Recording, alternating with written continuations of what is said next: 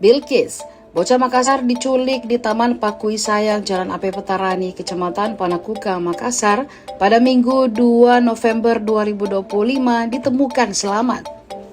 Informasi diperoleh Tribun, Bilkis ditemukan petugas kepolisian di wilayah Jambi. Kapolrestabes Makassar Kombes Pol Arya Perdana tidak menampik kabar yang beredar. Sementara itu ayah Bilkis, Dwi Nurmas, juga tidak membantah kabar tersebut.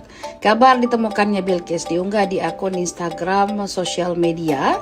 Dalam unggahannya tertulis bahwa alhamdulillah Bilkis sudah ditemukan dalam keadaan selamat dan telah bersama pihak kepolisian. Hal senada juga diunggah akun Instagram dari Kondang Muhammad Farur Raziansar.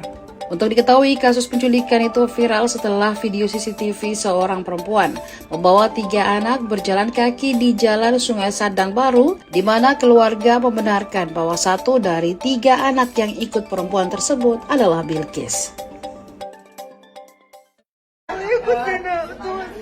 Kamu mana pindahin ke sini? Lalu baik-baik janji nangis ya. Dadah. Hati-hati sama om.